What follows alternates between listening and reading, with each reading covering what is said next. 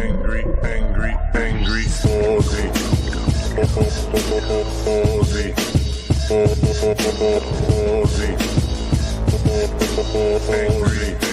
Angry, Aussie. Aussie. Angry.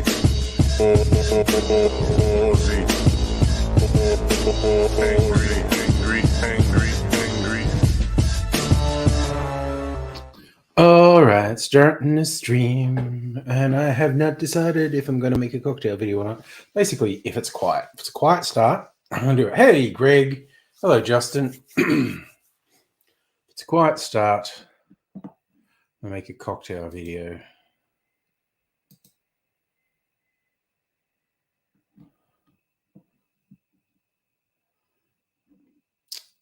And what's a golden phone? Tequila, yellow chartreuse, Lillet Blanc.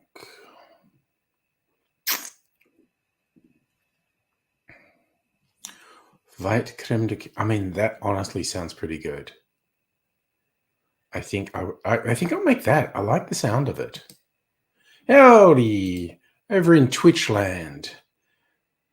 Bambi's Ms. Bambi, how you doing? I always throw when someone watches on Twitch, it's like I'm only streaming to Twitch because I use a service called StreamYard that restreams to multiple platforms. Most people watch me on YouTube. Some people watch me on Twitch. Some people even occasionally watch me on Facebook. So I tend to try and put comments on the screen. So people on different platforms know I'm talking to, like Justin. Send a report to university academic when you're studying. He called it pseudoscience. I'm not sure exactly what study you would be talking about there, to be honest, because we've talked about a whole bunch of things. Term pseudoscience gets thrown around a lot. Used a bit loosely, quite honestly. But I'm also going to make a drink. Look, I made tepache, which you make with brown sugar and pineapple rind, and it lightly ferments. So that's like a really low alcohol pineapple beer. Okay, so the psych report from school. Well, Justin, far be it from me to criticize a university academic. I would not call it pseudoscience. I would just call it bad practice. I would call it wrong. I feel like calling it pseudoscience is actually too flattering for it. So, but yeah. Oh God, there's a really loud cricket outside. I feel like if I make a video, be able to hear the cricket. Yes, malpractice. That's another way I'd put it. Although malpractice has legal meaning. That's why I just said bad practice. There's someone making bad judgments and coming to bad conclusions. And they're also not very nice. That stuff you read to me, Justin, is the work of a not nice person. That's my official judgment on them. They are not nice. All right, so I have decided I'm going to make a golden phone. What do I have to do? Got to go get the dry vermouth and white creme de cacao. And also, I should re-look this up.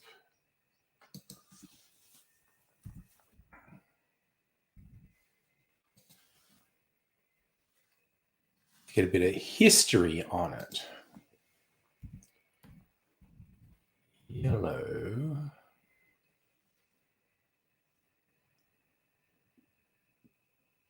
Oh, heck, now I want to know what this is. Yellow blood. Calvados, Dry Vermouth, Elderflower, Gentian. Man, I want to make that now. All right, I have to save this one. All right, golden phones. What was I looking at? Okay. Add a card. Yellow blood. Okay, so.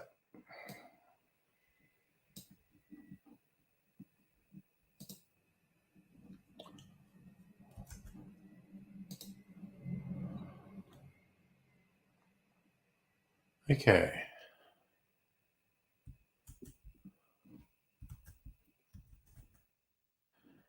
So it's 50 ml apple brandy,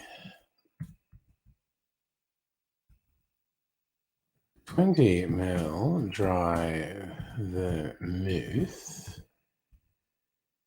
15 ml elderflower liqueur. I'm going to say 5 ml yellow chartreuse, 1 dash of absinthe.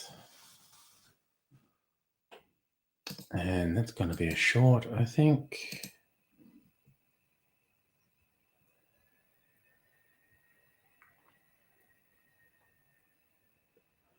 Even that name, Yellow Blood, that's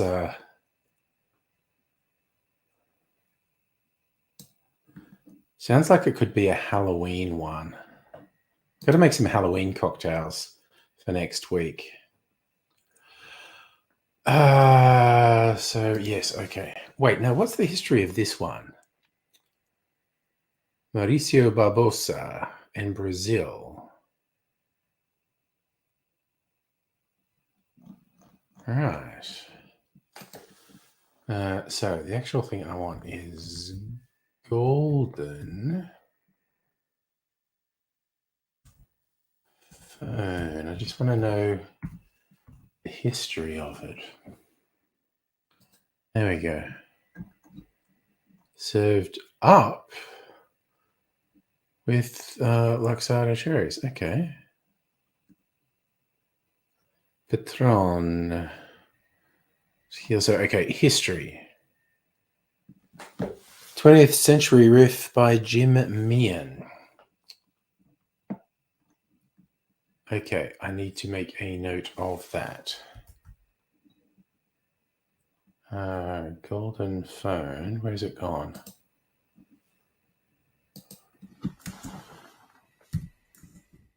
th Century Riff by Jim Meehan.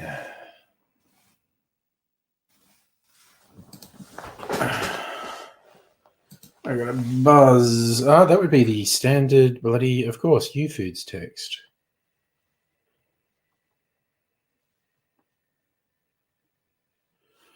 Get rid of that one. All right. All right, so I'm going to do a golden phone because I like the sound of it. Hey, Luke, and hello, Kevy mate.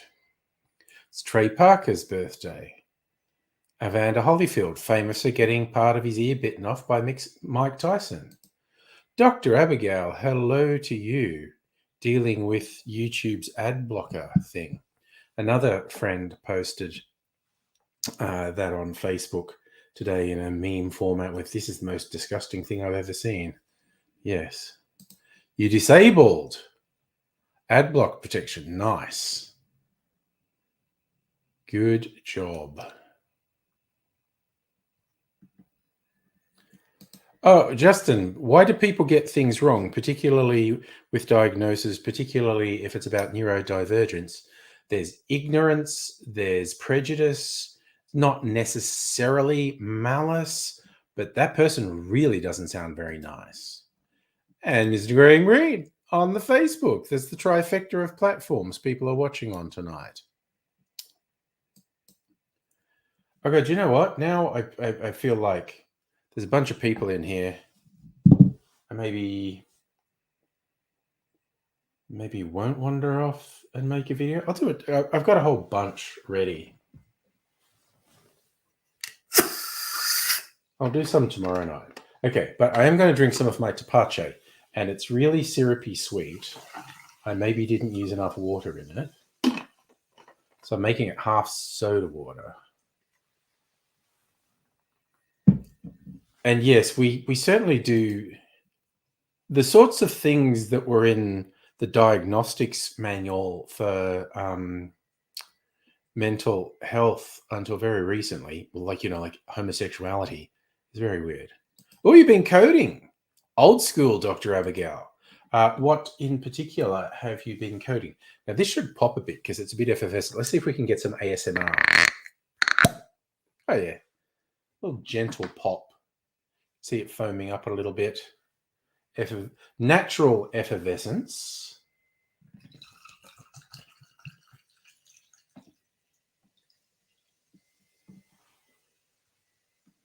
I brewed it myself, and it ferment over a couple of days.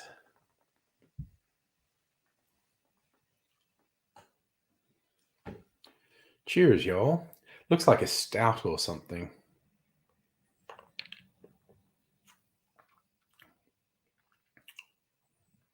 That's yummy. Yes, that's tamed the sickly sweet. I think I used too much sugar when I made it. Or not enough water, whichever way you want to look at it. And it's a bit sickly sweet.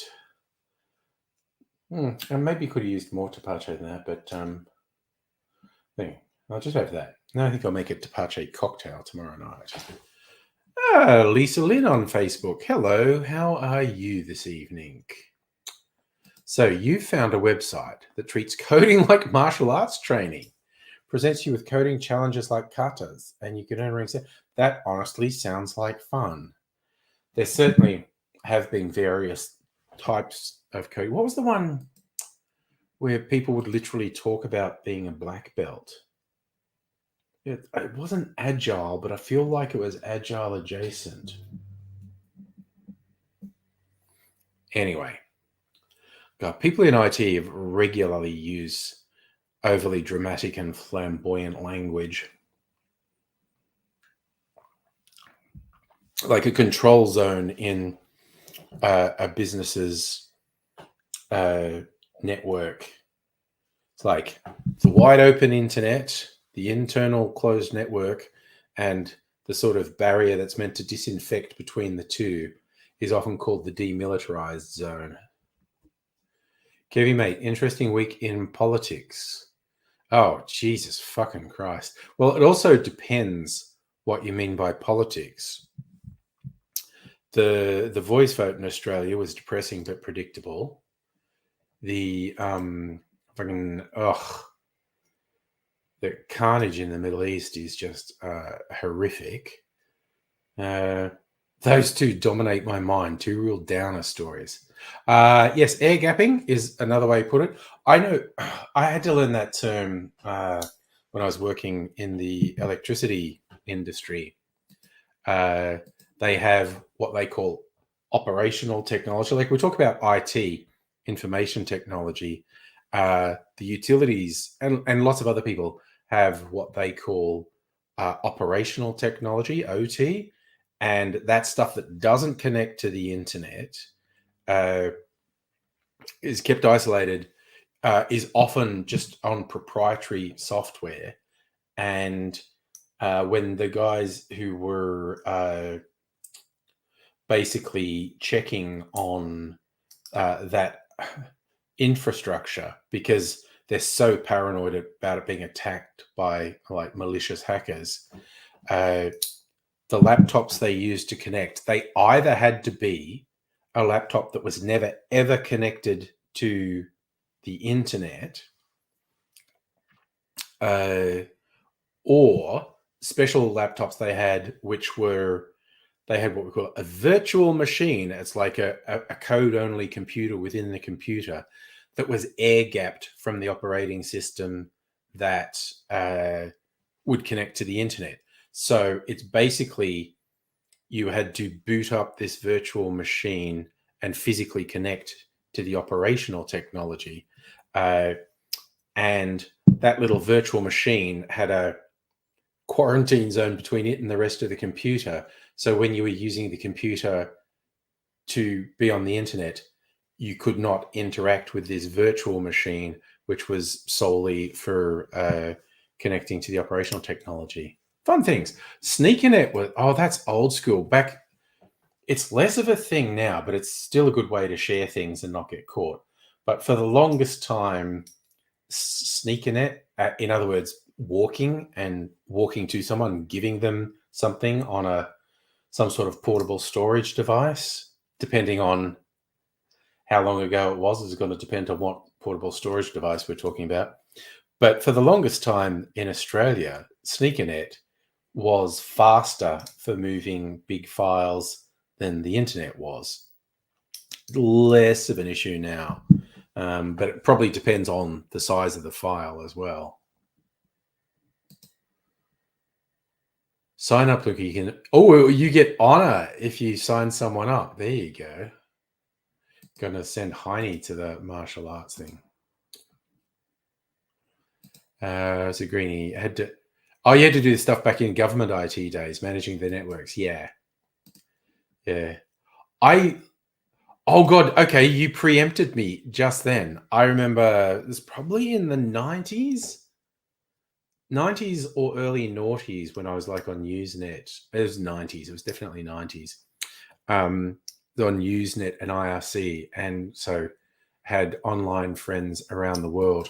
I had a friend in South Africa, and they were in an international company, and South Africa's internet was so shit, like worse even than Australia's, when they had to move large files because they had a parent company in Japan or Hong Kong or Japan. Maybe they had to go to both. I just remember somewhere in Southeast Asia.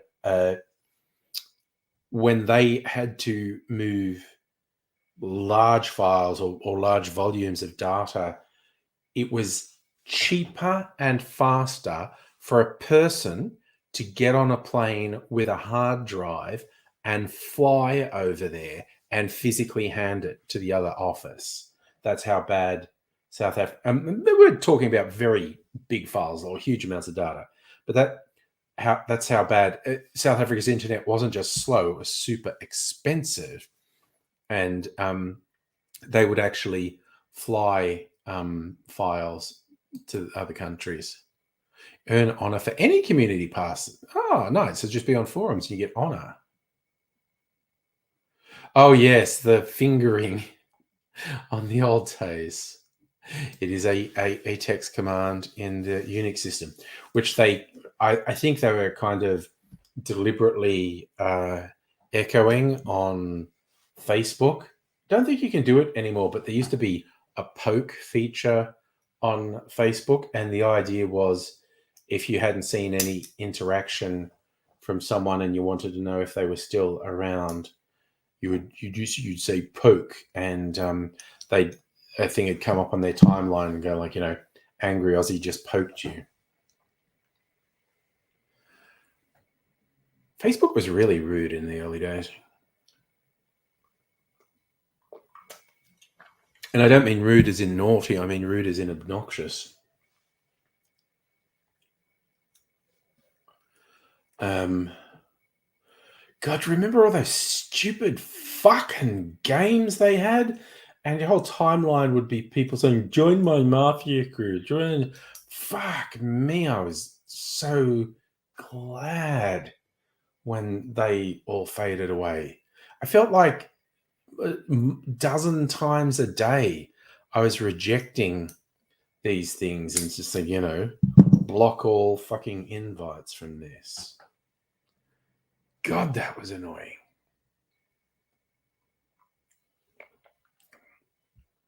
Talk about the good old days in IT. It was a different time, certainly. So peek and poke are all Commodore 64 commands for manipulating memory. There you go.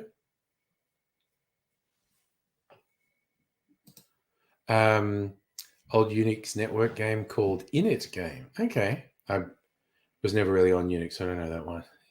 So Strict Sega, you don't miss the games. Dr. Abigail enjoyed Mafia Wars.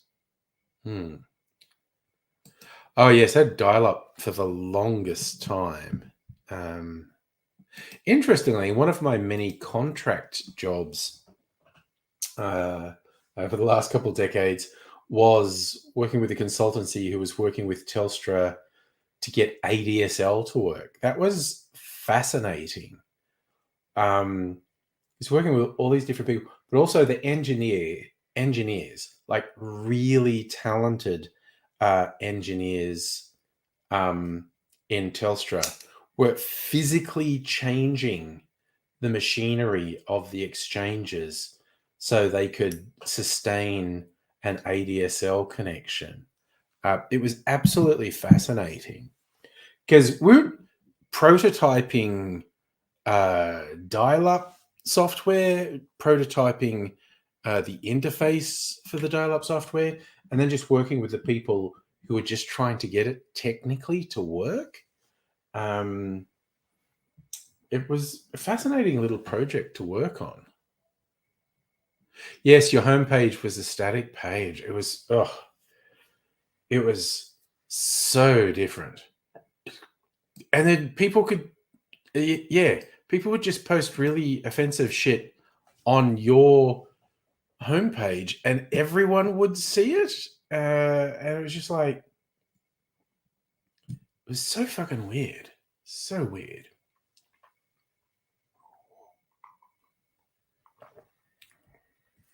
And because I never really used MySpace or what were the other proto social media things, Bebo. I never used them. So when Facebook started to get big, I signed up an account just because. You can see several of my really early posts on Facebook were like, I've got no fucking idea how this works. Why am I here? What does this do? Real sort of grumpy old man shit, actually. But that was me, I guess. The endless scroll, but yeah. And also these days, 50% of the endless scroll is advertising. And I get super annoyed. Facebook just keeps accepting blatant scam advertising.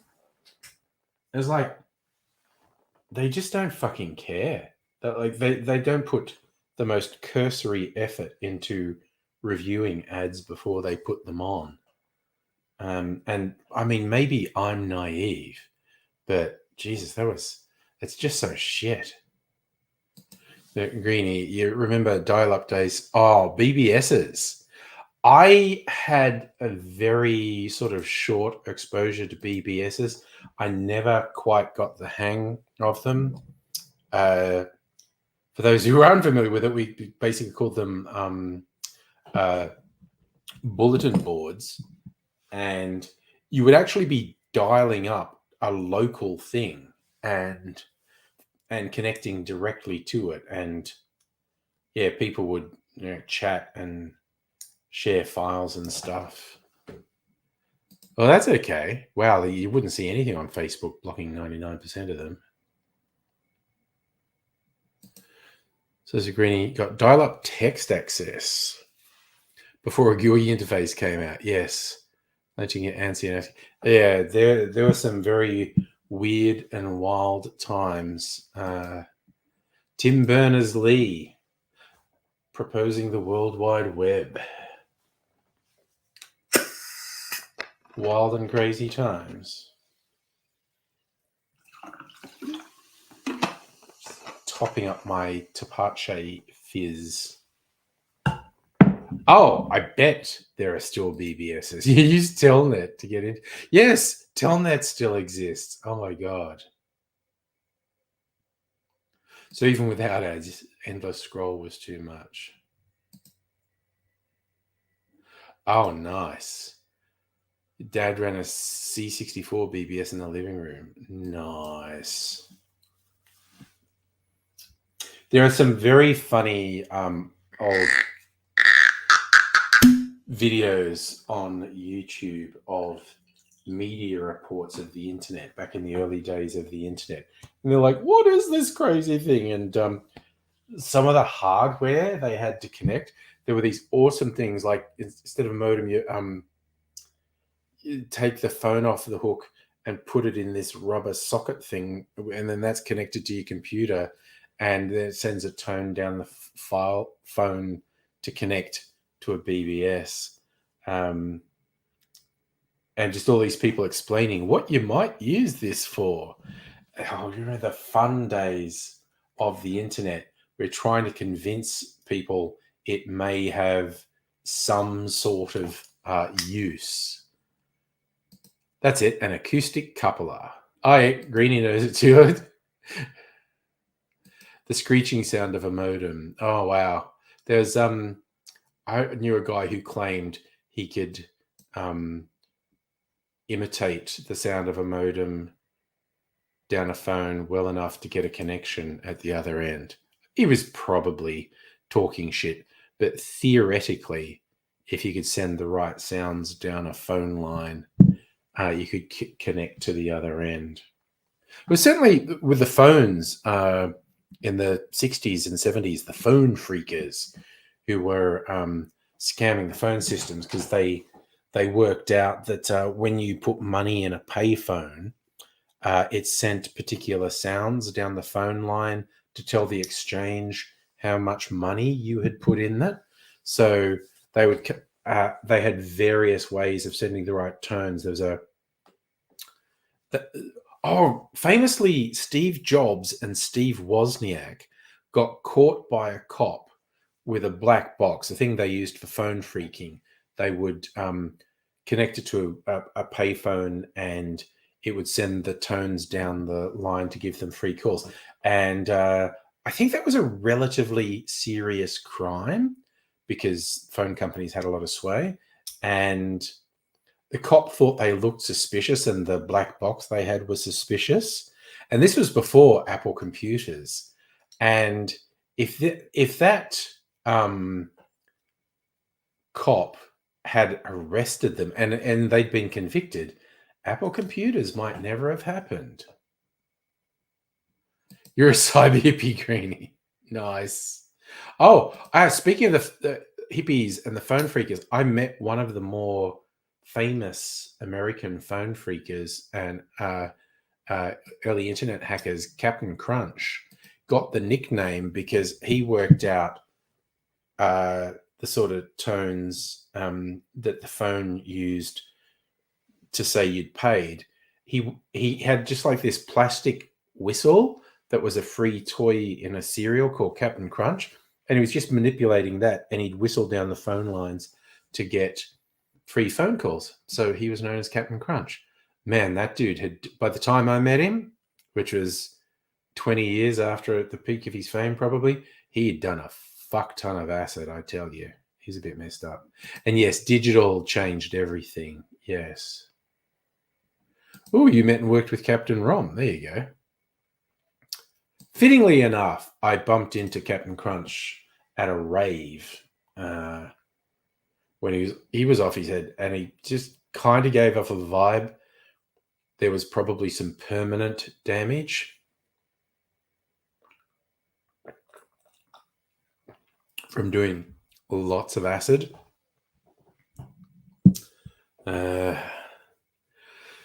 Drugs, kids, they're dangerous.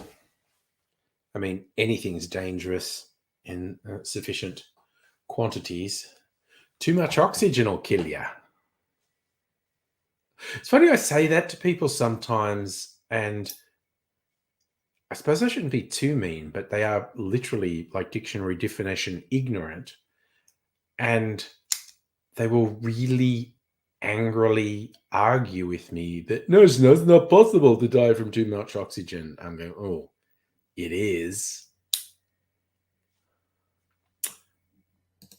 So Captain Ron, an acid head. Ah, and in the early days of VR, there you go.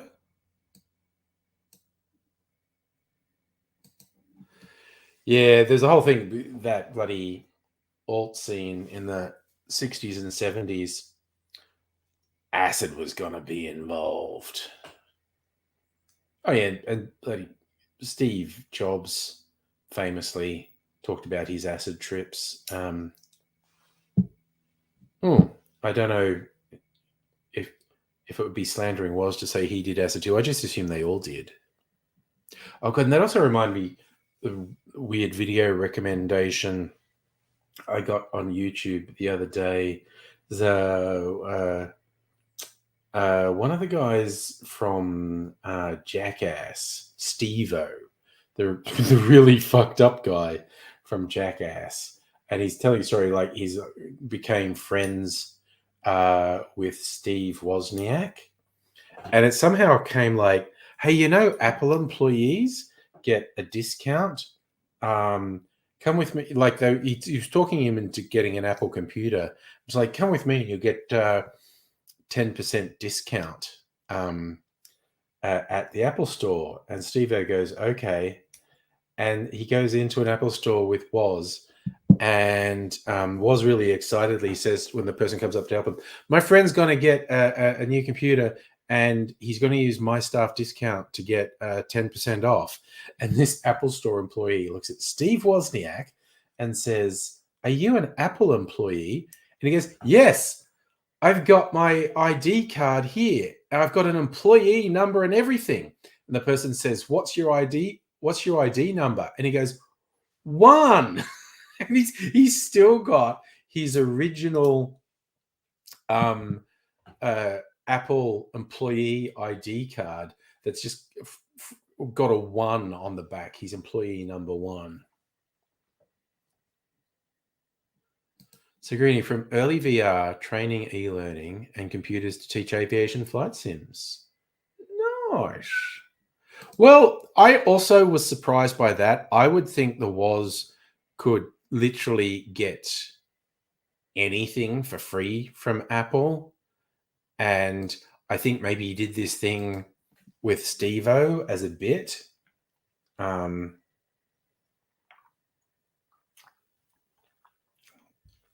Still a funny story, though. An Apple store employee not recognizing Steve Wozniak and asking to see his ID. What's your staff number? 1. Oh, gosh, Greeny. Okay. One of our regulars has the screen name Musical Aviator, and he is musical, and he loves flight sims. Holy cow. He'd be very excited to interact with you, I think. Oh, yeah. No. Steve Jobs was a piece of shit to a bunch of people, including Steve Wozniak. So, yeah, fuck Steve Jobs. There are just so many nightmare stories about that guy. He was so awful to people just for fun. Like he was literally like your archetypal bully. He would be mean and humiliate people just for fun.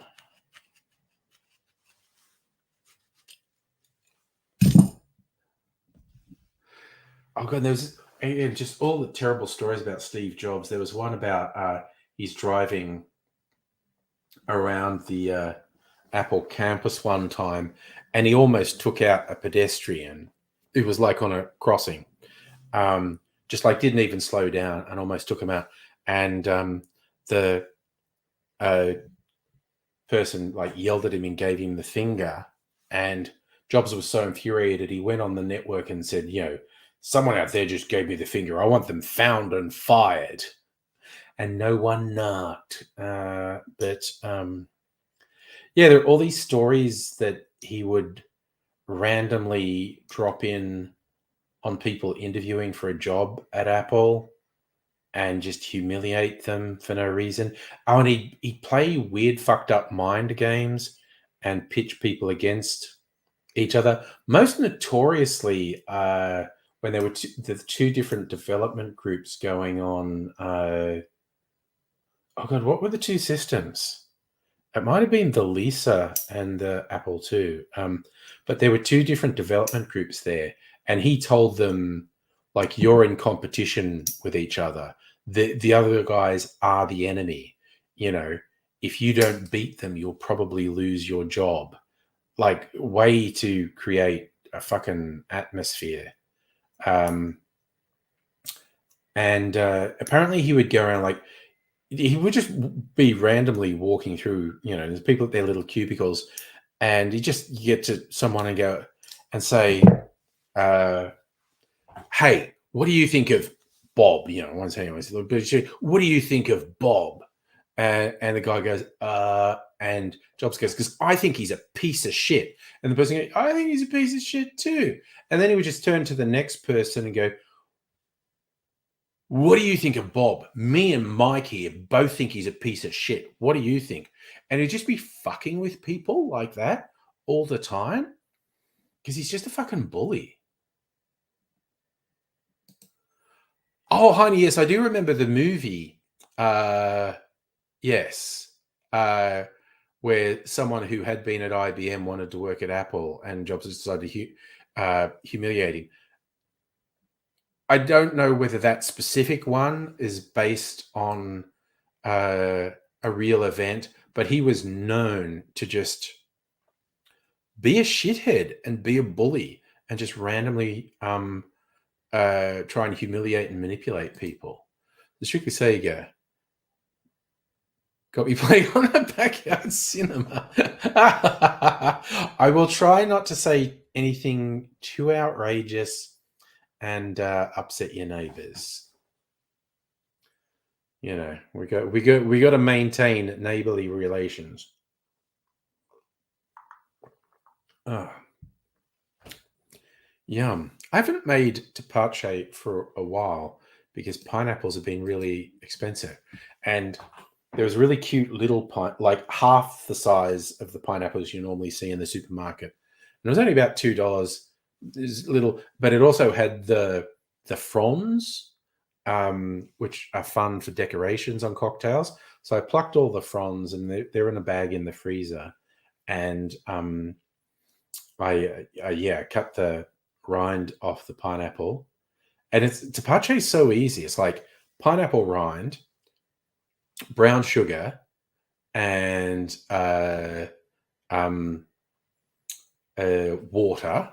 And then whatever cooking spices you want to put in, like a cinnamon stick, cloves, whatevs. You got it quiet, but what a huge head. Yes. The head on a backyard cinema, that's going to be an unsettling and imposing thing. It's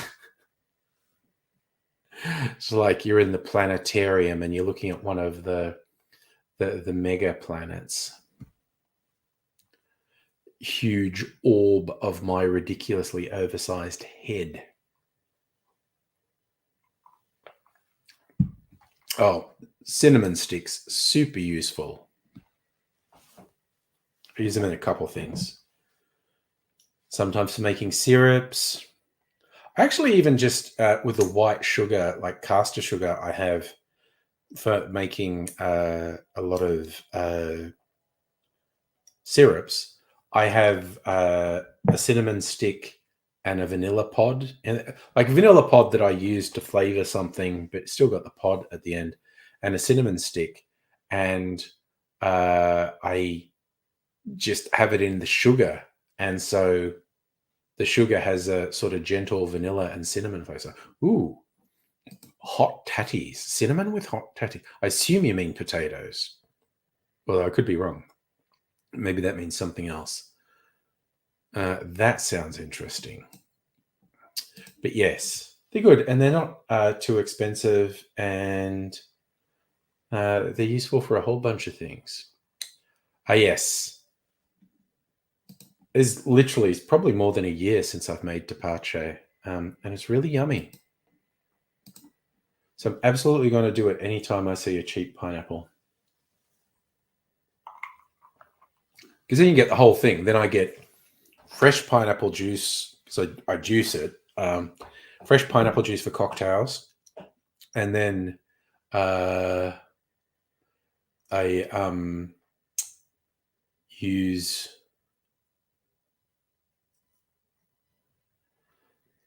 Sorry, you absolutely throw me there, Dr. Vega. I use the sort of pulp left over from the juicing process, add sugar to that and some hot water, and make some pineapple syrup for cocktails. That's a hot toddy, TOD for Delta. That's why you were throwing me. Also, my eyesight's so bad, I thought you had an A in there, tatties. But it was totties. Yes.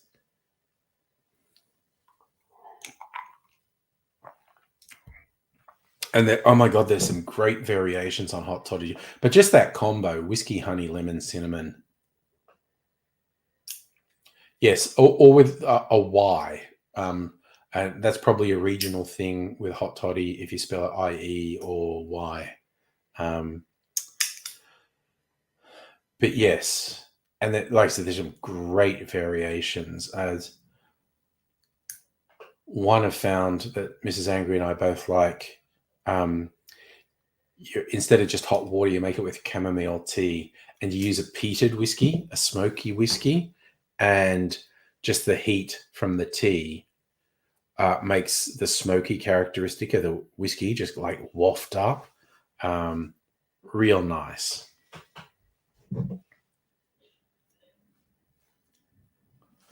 Now, hot titties are a whole different thing.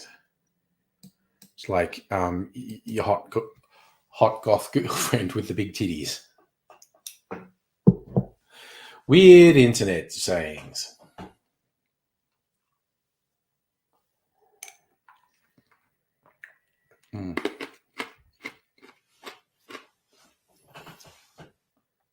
Well, I'm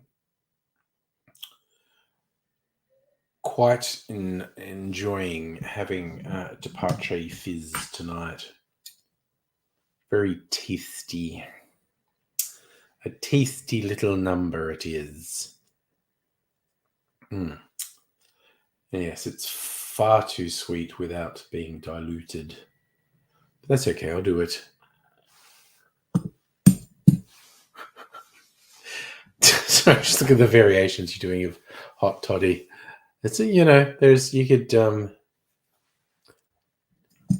right. You're wondering where the Y goes in the place of the IE.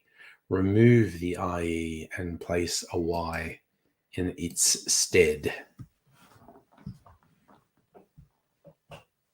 Oh God! And then that just made me think of this thing that used to be on at the show, the Dubbo show, when I was a kid, which was the travelling show in the months after the Royal Easter Show in Sydney. Smaller versions of it, the show, would tour country towns. It was a big event. Smaller towns only had it for one day. Dubbo had it for like 3 days.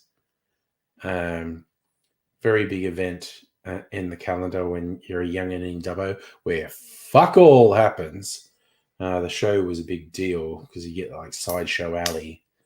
And the food of choice for the show, the Dagwood dog, which is a hot dog on a stick dipped in batter and deep fried. And just saying hot toddy just reminded me that Van had this recording that would just play over and over through a tinny speaker, just going, hot doggy, hot doggy, hot doggy on a stick. And Greenie knows what I'm talking about. It's what we grew up with. It's one of the biggest events of the year in Dubbo. Oh, yeah, Fairy Floss. Both guaranteed to make you vomit seriously if you went on any of the rougher rides.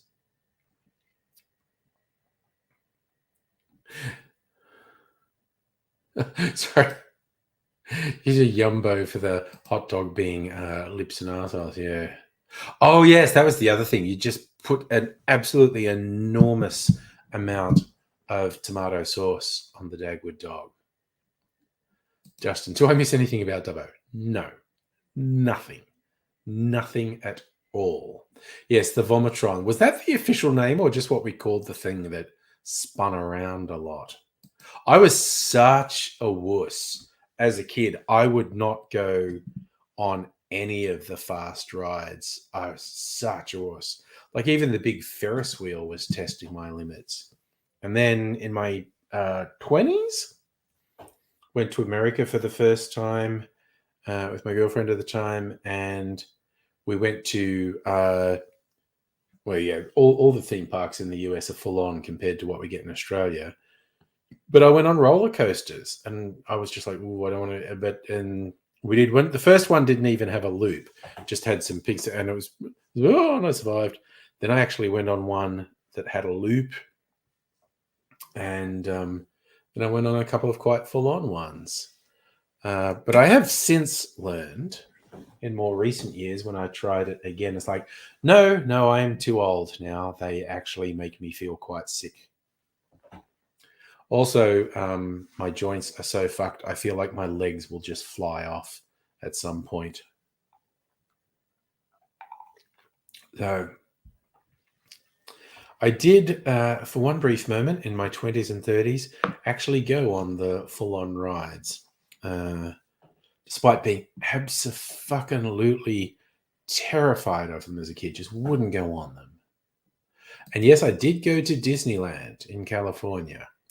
There was a few places. The big ones were Knott's Berry Farm and Disneyland. I think Universal Studios had some rides too. You've taken an exorbitant amount of super strong painkillers. Oh, your RGB puke keyboard doesn't need to be turned on to flash different colors. Okay. We're still doing the pain management. Yep, that's going to do it to you.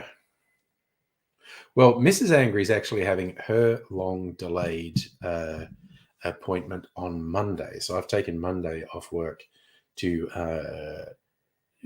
take her into the hospital for the scopes and pick her up afterwards. So the wheels turn slowly, but they eventually turn. Oh, yes, Justin, there was a conceptual roller coaster. It's not a real one. A conceptual roller coaster, the guy said, was designed to kill people. And he had a whole theory behind it of the rate of acceleration would overstress a heart and kill someone. Oh, you got a date for your surgeon appointment. So, yeah, wheels turn slowly for you too, but they finally turn. So, yep, you and Mrs. Angry been in a similar boat, waiting just a stupid amount of time. Speaking of waste, time stupid, my credit card was expiring, and I got messages from the bank saying, oh, your credit card's expiring in November. We'll send you one soon. I went, okay, sure. And, we're pretty close to November now, and I never got the card. And I was starting to worry that someone would have intercepted it. And so I contacted them, and they were like, yeah, you should have got it in 5 to 10 business days. And it's been like 15 business days since we sent it. That's not good. We should probably cancel it and send another one.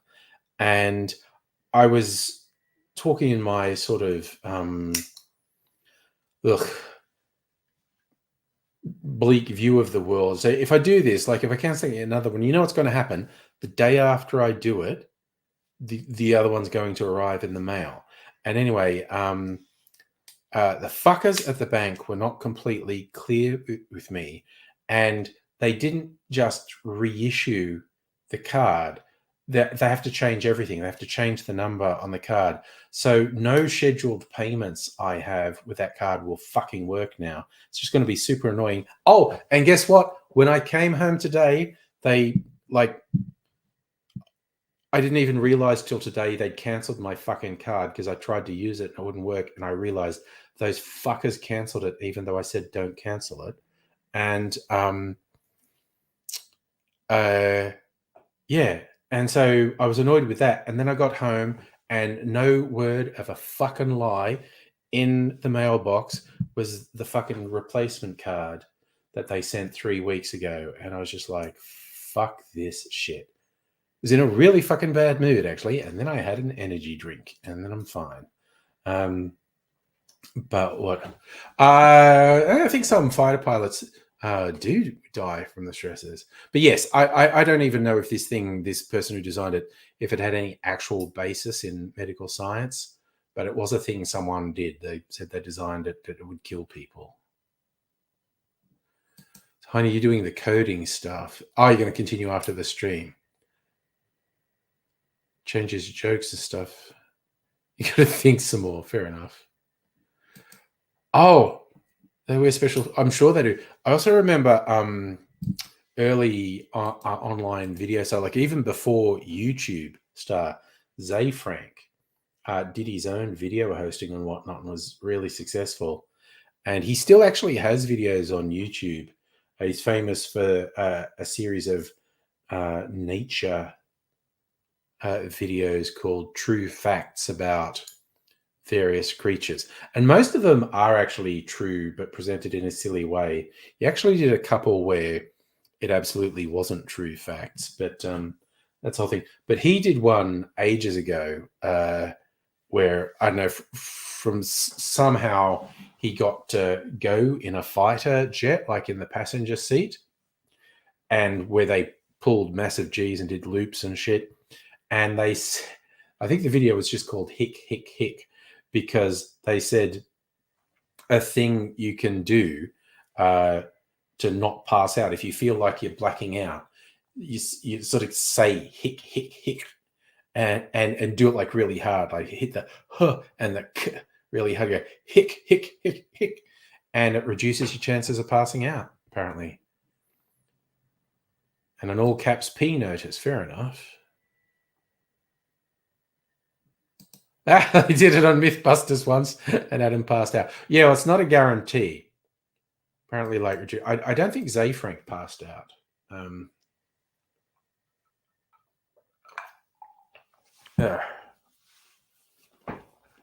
My nose so itchy. Yeah. Yes. So, urban legend, who knows? But the actual jet pilot said it to his passenger. So, yes. But I mean, yeah, I think there are limits to that whole thing. That'd be a thing. Contract the muscles in your lower body and legs to get the blood to your upper body. I guess. Because, yeah, the whole thing is blood going away from your brain, isn't it? I don't know. I'm not an expert in these things. Not even a novice in these things, quite honestly. Ugh. I still haven't made a final decision, but I think I am probably going to get my hair cut. It's just so long and it just kind of hangs on. And you'll give me a hard time saying it looks like I have a mullet. But yes, I've tried a few things. And it's like when I don't brush it back, so again, it's not a mullet, it's long. I don't know, I feel like that just looks fucking weird.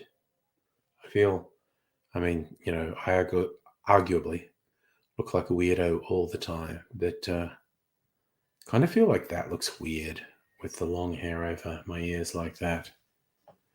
I guess I'm kind of used to, for the vast majority of my life, my ears were visible. Justin, if you stand up too fast. Oh, that's common. Yeah. Standing up too fast and getting dizzy. That's very common. Happens to me sometimes. I've also recently got this occasional thing. There's a great medical name for it, but it's got something to do with the fluid in your inner ear that you use for balance crystallizing a bit, so it throws your balance off, and it sometimes throws your balance off a little bit and sometimes a lot. Like when I got it really bad, lying flat on my back in bed felt like I was on a roller coaster. I shit you not, I was getting this sensation in my head that the bed was just pitching and rolling, and I'm lying absolutely still, and my brain is lying to me and making me feel like I was being subject to quite a bit of agitation and rotation and turfing back and forth. It's not good at all. It's an unappealing feeling.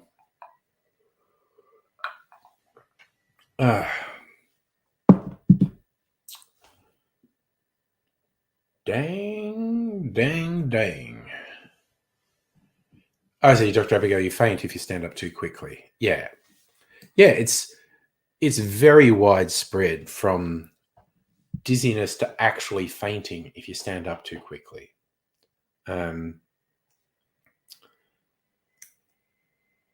So yeah, stand up slowly, kids, or you might fall over. That's Uncle Angry's tip for the day.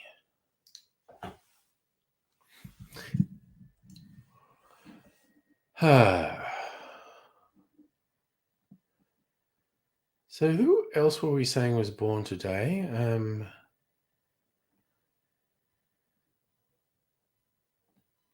Jesus Christ, was Carl Wallinger really 10 years older than me?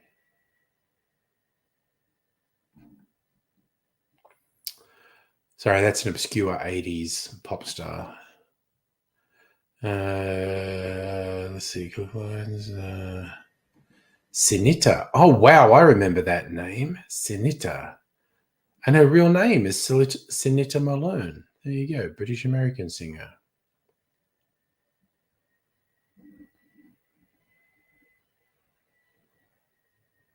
Jon Favreau's birthday today. And he's born the same year as me. There you go.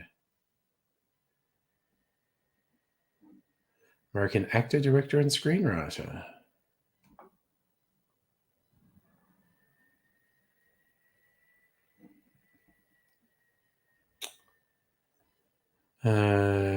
Who else? Is there anyone interesting? Okay, I don't know this. I love the name though. Mo Twister. Real name Mohan Gumatai, Filipino-American radio and television presenter. Never heard of him. Love the name though.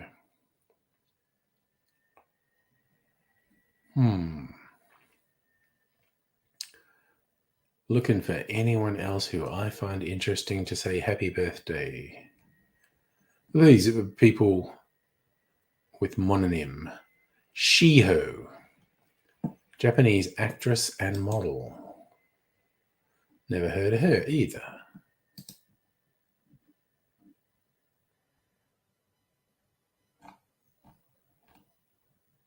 Jesus Christ, it's really bizarre. A one-sentence entry, and she's managed to get into notables for birth. But then, yeah, she's been like in 100 TV things and a few movies as well. And there's no picture of her.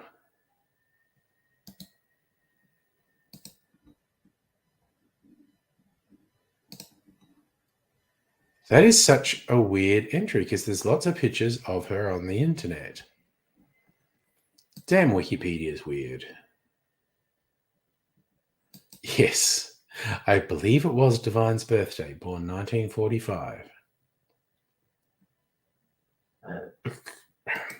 You love the docking scene in Interstellar where the civilian doc passes out from G-forces, but the fighter pilot stays awake. I just love Interstellar.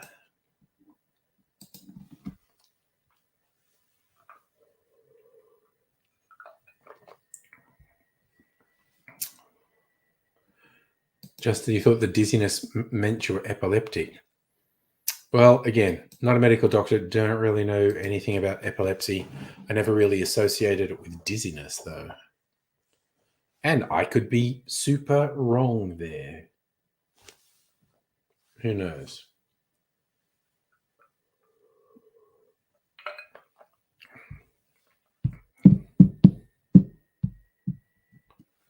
Favorite device movie? What are we calling a device movie? It's really weird. Like most of the time when I get put on the spot for favorite this, favorite that, my brain just stops working and I can't think of anything. I mean, I'm a big softie with movies, but that bit, and again, spoiler alert for 10-year-old film or whatever the fuck it is. That bit where Matthew McConaughey's character has gone through the wormhole and he can see through time and like manipulate things, and you find out he really was sending messages to his daughter with the bookcase, and he really he was traumatized and he thought the whole mission was a failure and pointless, and he's traumatized, and he is actually sending her the don't leave message, trying to tell himself to not leave, which of course is not going to work, but he's so traumatized he's sending it anyway. That fucking ripped my heart out, that scene. That is so intense. Typing on the phone, Divine. Okay. Of course, I love the really early John Waters films because they're so weird and fucked up, like Female Trouble and Pink Flamingos. But I have to admit, Hairspray, the original Hairspray movie, I love it. Oh, wow. That is actually worth note. Last time I watched Lord of the Rings, I remember thinking the effects really held up like 20 years later. Yeah, that's it. Make him stop, Murph. That fucking rips my heart out. I don't think so. There was a poop scene in Pink Flamingos, but I doubt they really ate poop. Justin, you're going to the US. I hope you have a good time. So, Heine, you're almost at the stage. You try to run the code, written things for a different language than sign language. Oh, dang. Okay. Yeah, well, you like it because I genuinely think Hairspray is one of Divine's best movies. Nowhere near as wild and freaky as the early ones, but it's a good movie and they're very good in it.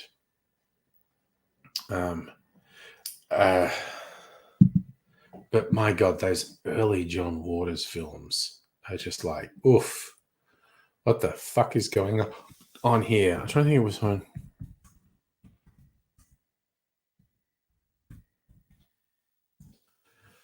I always get them.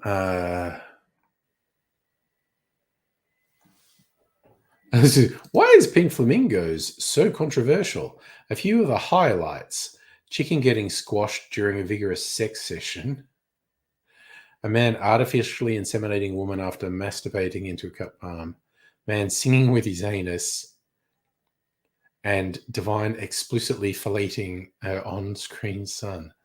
Dang.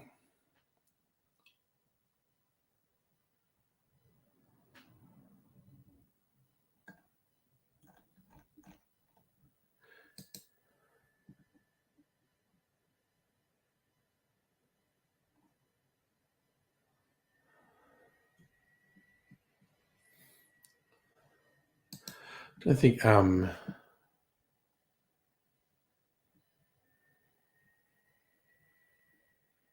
that's right. Female Trouble is the one where Divine's character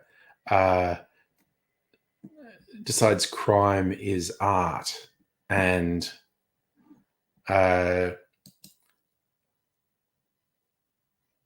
there's one with who wants to die for art, and someone jumps up and Divine actually shoots them. Oh, I never actually saw Lust in the Dust, actually. So I think I just said actually twice in a sentence, but anyway. So you watch Lord of the Rings regularly, twice a year. Wow.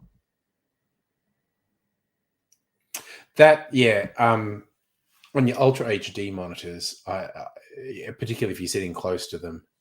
So yeah, even my TV's not Ultra HD, so I think it'd still work for me. There you go. Christmas Wishes, extended version on Blu-ray. I'm sure that still exists.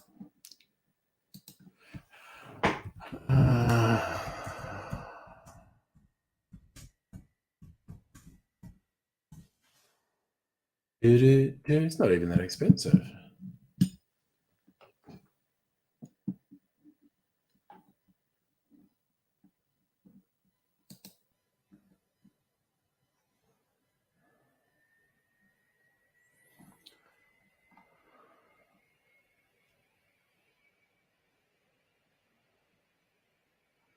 Well, I hope it's got all the making of stuff as well. I fucking love the. Oh, wow. Okay. So this is a 15 disc collection, packaged multi-disc, elite packaging, premium rigid slipcase, 26 hours of additional content. 6 Blu-ray discs. Each film in the trilogy plays over 2 discs, 9 DVDs.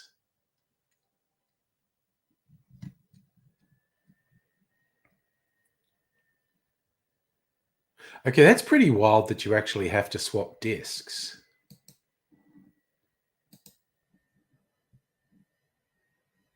He wants it. Ah, right. On Plex. There you go.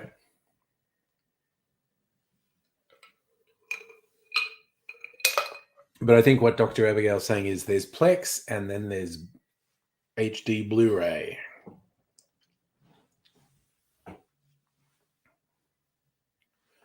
Yeah, I got a nice box set of the extended versions on DVD with just, I fucking love the extra features on that. It's just such, the making of it is such an incredible story. It's really good. Man, I'm actually, this is like,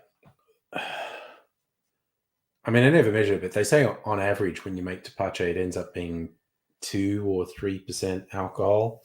And I was just diluting it, but I can feel it. Like I'm not, Tim Smith drunk, but I can feel that I have consumed some alcohol.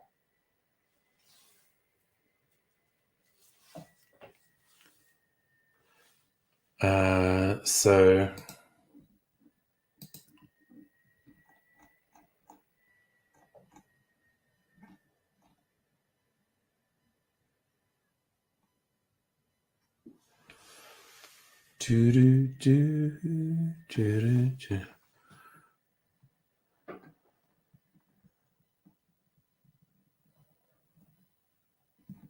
try to read everything that's on these discs.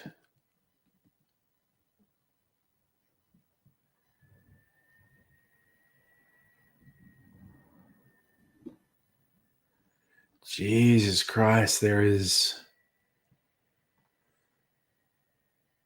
so much extra stuff on this.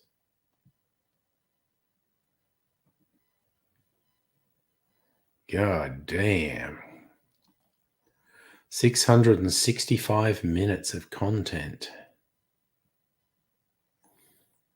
Okay, I just noticed there, consumer advice, infrequent coarse language. Just remind me of that old joke, is because it was M-rated. They could have slipped one F-bomb in and not had the rating increased. So it's a great party game. What's the best line of dialogue in The Lord of the Rings, any of the movies, to throw a fuck in? You can have lots of fun with it. It just, in fact, it fits almost anywhere. You put it in some of the most innocuous lines, or some things like, my fucking precious, we want it. I'm the fucking mouth of Sauron. Oh no, I just thought of what could be my I'm going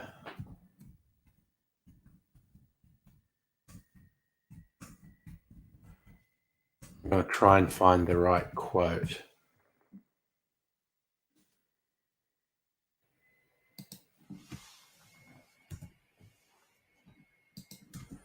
Uh,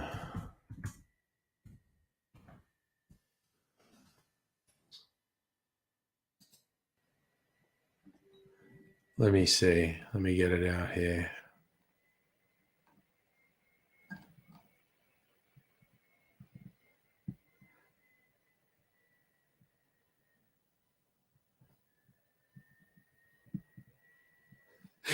Yeah, no, I honestly think virtually every line of tree beards you can throw a fuck in.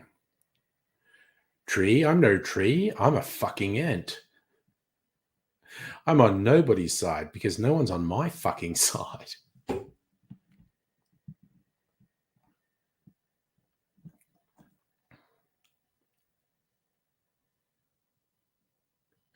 Don't be fucking hasty. Yes. I've told your names to the Entmoot. We have agreed you are not fucking orcs. We never say anything unless it is worth taking a long fucking time to say. Doesn't make sense to me, but then again, you're very fucking small. Perhaps you're right.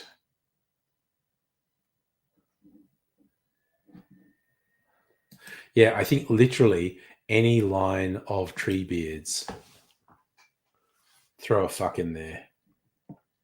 Graham, I have seen Meet the Feebles, Peter Jackson's horrifying Muppet movie.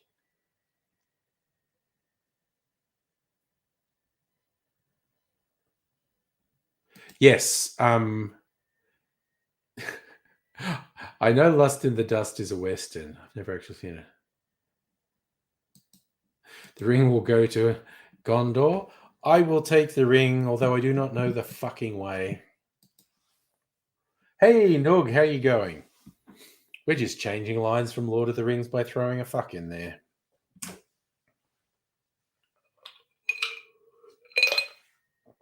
Oh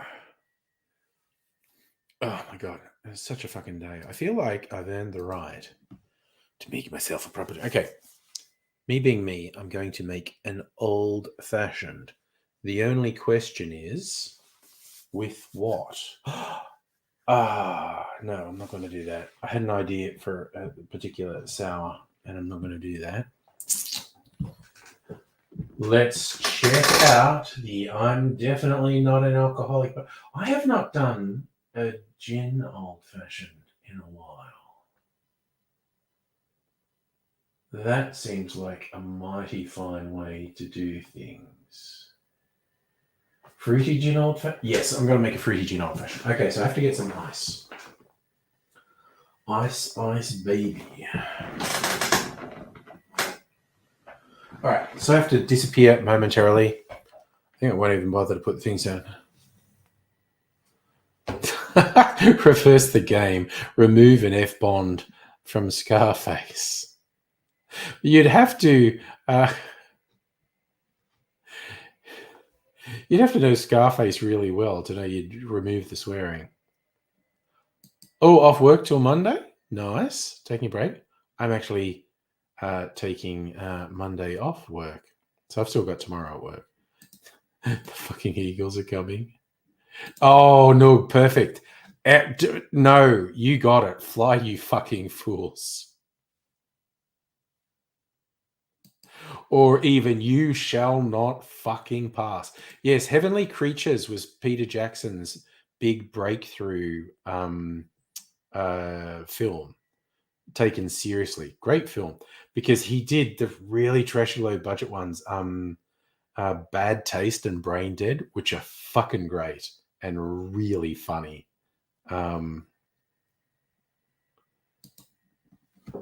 But yeah, and that had a young Kate Winslet in it as well. Very good film. Yes, Bad Taste, Brain Dead. I saw them at the Valhalla Cinema in Sydney.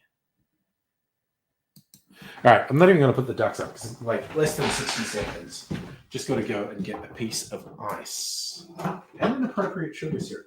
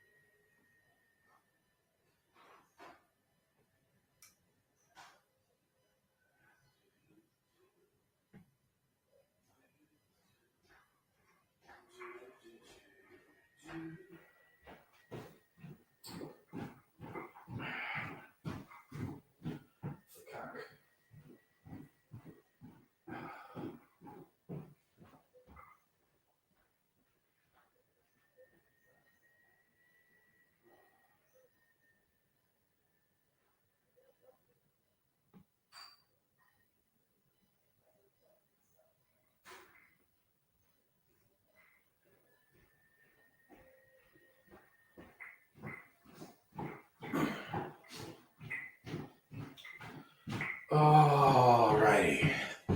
I'm back. And I'm just gonna go over here and make this. Oh, for fuck's sake. Oh, jiggers are here. That's been. God damn it. I'm gonna get a jigger from the dishwasher. Because I don't free pour. I'm not a fucking savage.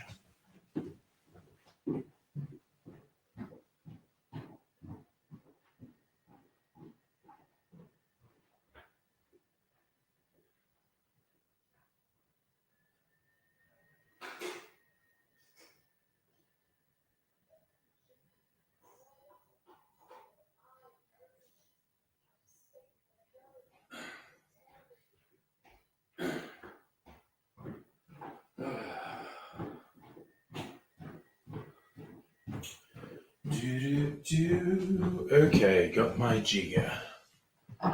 Where are my jiggers at? Okay. Gonna use 4 Pillars Bloody Shiraz Gin and Cranberry Bitters. Alright. Und so. And also my fruity sugar syrup. I think this is Lily Pilly syrup. Syrup I made from some native fruits. That was a growin'. Pop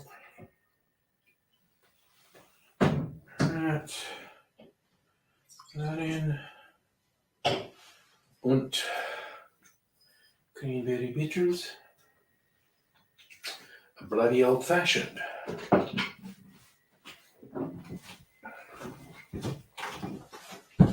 All right. And a bit more redness from a maraschino cherry. Saw Rocky Horror at the Valhalla in Melbourne.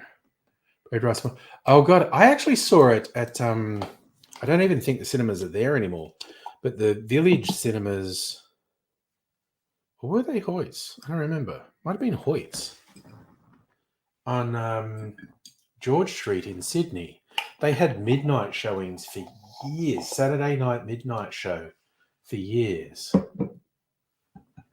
and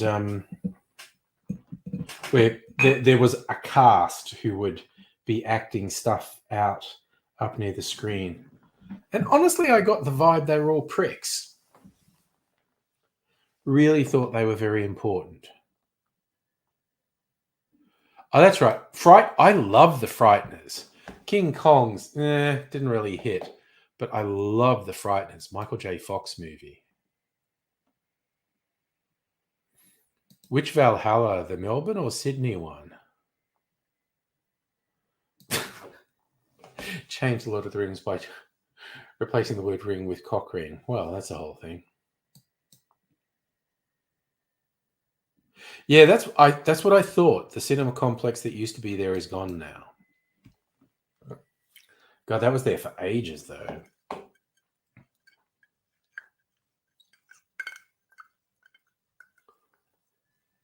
Melbourne's Valhalla. See, I don't think I ever went to Melbourne's Valhalla. I just went to Sydney's.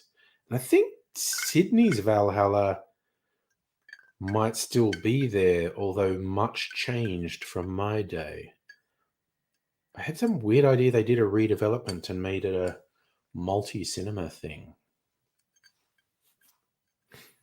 Well, I'm on the internet. I could find out. Valhalla, Sydney.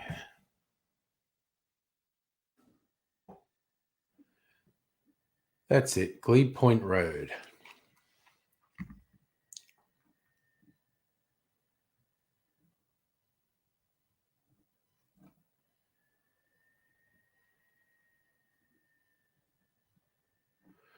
Oh, I think it might be closed. It's now listed as a co-working space. Cinema Treasures. Closed, yes.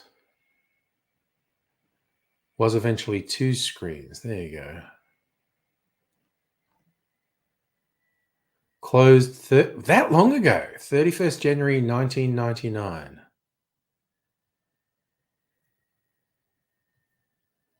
Oh, it closed forever in August 2005. There you go.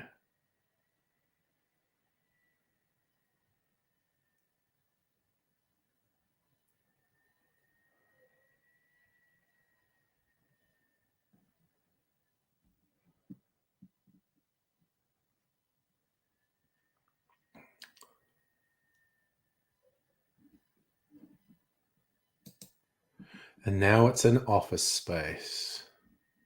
Interestingly, they kept the exterior facade, which is a nice little nod, but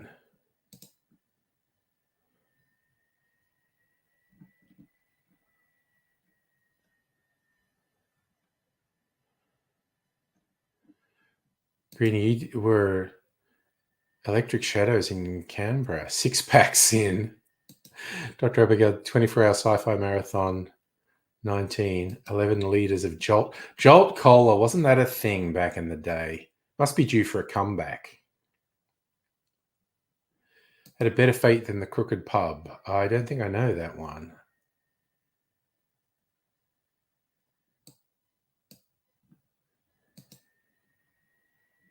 Started getting canker sores in your mouth.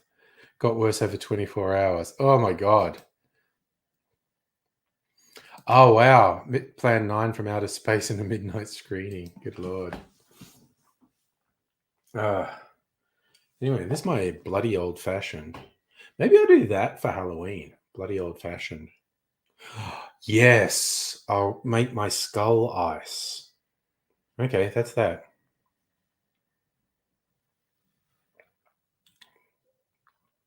Oh, it's fucking yum. I reckon Jolt Cola must be due for a comeback. It does it every couple of years. When I first moved to Melbourne like 25 years ago, Jolt Cola was everywhere. 7-Elevens were everywhere, and it was in 7-Elevens. But yeah, I think it must be due for a comeback. Twice the caffeine and all the sugar because you're worth it. So, Noog, we're talking about a famous pub built at an angle so it looked crooked, burned down. Oh, that old thing.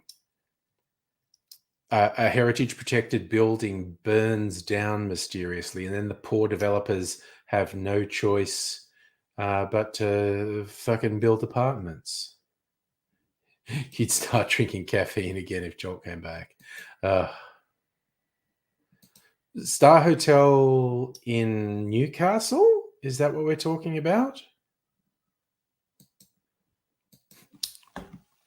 Because I mean, that's one of the really common pub names in Australia, the Star.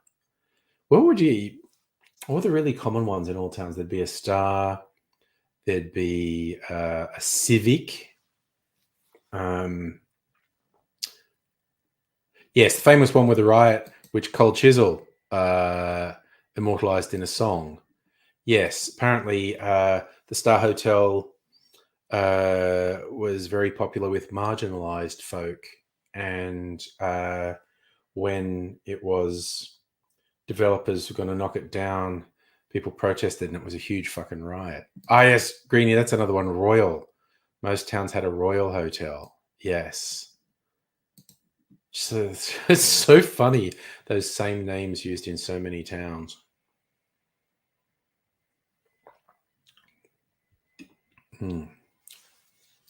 Oh man, that's fucking yum.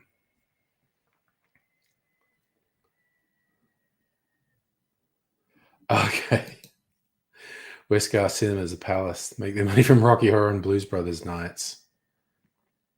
I got super annoyed the last time I went to see Evil Dead in a cinema and fuckheads were just saying all the lines. It's like, it's not funny if you just say the lines. Shut the fuck up. Never doing that again. Fucking hated it. I don't mind the whole, Rocky Horror has its whole thing of call and response with the lines. That's better than people just saying the lines. Like, I get it. The lines are funny. You are not funny if you just say the lines. Shut the fuck up.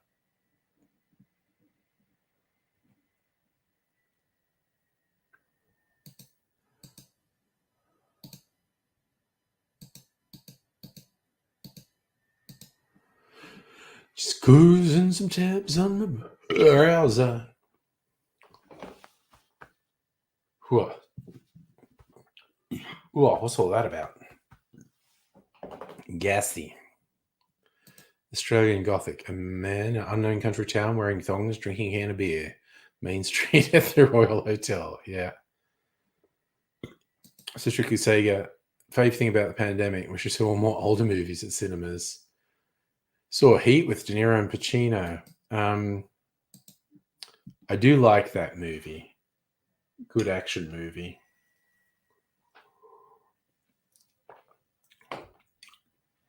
First time they were on screen together. Although they were both in Godfather Part 2, but they didn't share any screen time.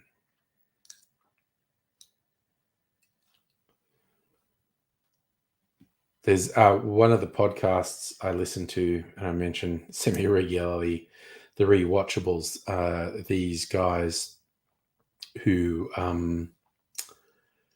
just talk about films that they consider to be rewatchable. They're obsessed with Heat. They've done 3 different podcasts on Heat, one of which was actually with the director. The director went through the whole routine with them. It was very interesting. And yes, Godfather 2 is a better movie than Heat. You hate that movie. Dragged having to watch Rocky Horror, people singing, shouting lines. Never get that time back. Again, I'll tell you what, that's not as annoying as going to see Evil Dead and having people just say the lines on the screen. It was so fucked. I was so cheesed off. Oh yeah, Blues Brothers, definitely rewatchable. Extremely silly movie. Silly in a very good sense of the word. But it's definitely silly. It's a very silly movie.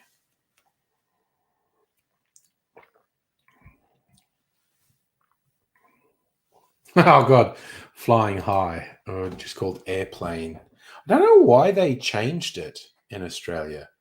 It was marketed incredibly successfully in the US as Airplane, which is obviously a reference to they were making fun of the movie Airport, and here it's Flying High. I think Blazing Saddles is probably the last funny thing Mel Brooks did. I don't know what. Young Frankenstein. That was good. I don't know. You go to mostly quiet cinemas. Man. I went and saw, just because of COVID, I've only been to the cinemas like once a year. Went and saw the Barbie movie, which was fun. Went and saw Dune Part 1 a couple of years ago when that came out. Probably go and see Dune Part 2 in the cinemas.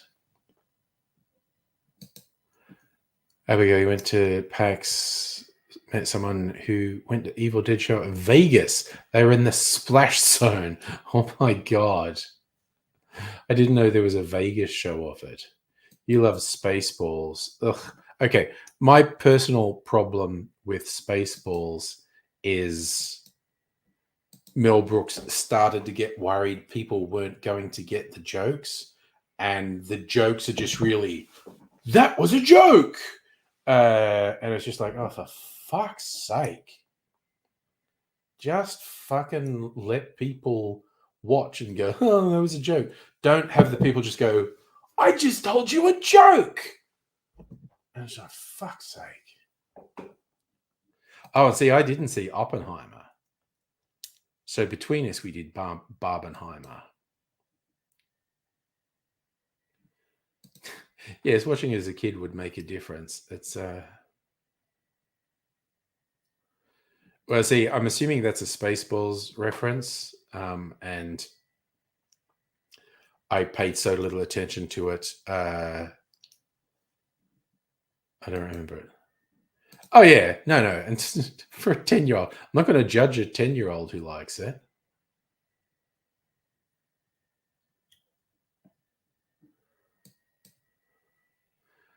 When they do that, well, that just happened like the MCU. Wow. Yeah.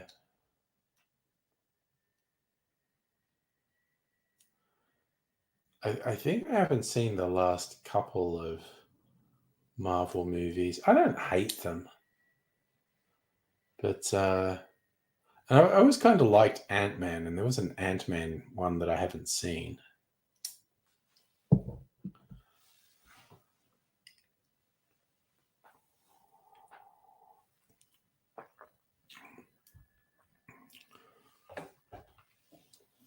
I mean, I think the thing that made me love the first Ant-Man movie is when Hank Pym is explaining to Scott this big thing they have to do, like bad people must stop them. And Scott just goes, hey, why don't we call the Avengers? Because like when you're in a world where the Avengers exist, that would be your answer to everything. No, and I haven't seen Guardians 3 either. And I did like Guardians 1 and 2. So it's weird that I haven't watched the more recent ones because I did like the other ones of them. So, yeah.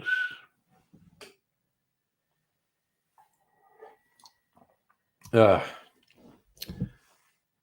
I watched the first episode of the series Secret War. I wanted to watch more because, you know, Ben Mendelsohn being a space Australian. I quite like that.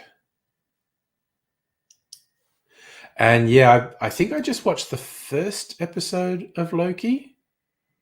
And that's a bit of fun. Oh, yeah, Greenie. Those absolutely rock. The Thing and Escape from New York. Both fantastic. Oh, I said Secret War, didn't I? It's Secret Invasion with the Skrull. I only want to watch it for Space Australian Ben Mendelsohn. I love that he's a Space Australian in both the Marvel universe and the Star Wars universe. When he plays Director Krennic in Rogue One. It's like, sure, we gave the aliens all the different accents. There should be Space Australians too. Are you gonna binge the whole season? Yeah. Mrs. Angry's not interested in watching it, so I'll just watch an episode of it every now and then. Yes, see? How terrifying. Space cassowaries, space funnel webs. Not good. Hello. Hello, bum fungus. It's true. I'm an old whore, except no one pays me. But oh, I don't know that one. A John Carpenter film called Prince of Darkness. Now I have to look it up.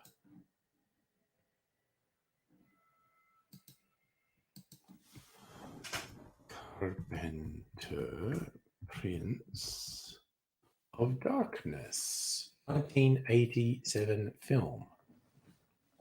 Horror fantasy with Donald Pleasance, Victor Wong, Jameson Park, Dennis Dunn, Alice Cooper's in it.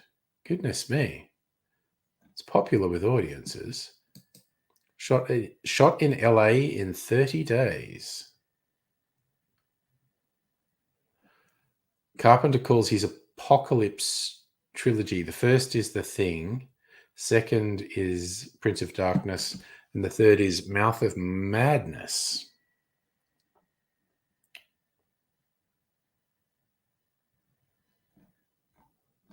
Okay, weird. I'm completely unfamiliar with that one. Yes, in Deep Horizons, Sam Neill just asked them to do that with his costume because he just believed surely in the future we've actually reconciled with Aboriginal people. No Australian accents in Star Trek. Well, they must be just about due for it. Oh God, a space emu war. Wow, that's nightmare stuff. Oh, yeah, sorry, Greenie. It was Event Horizon.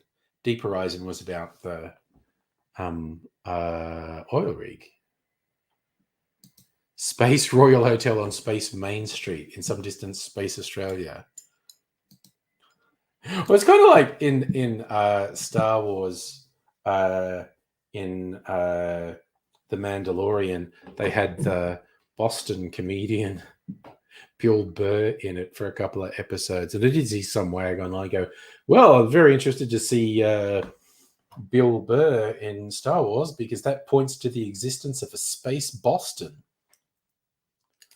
which has all sorts of implications.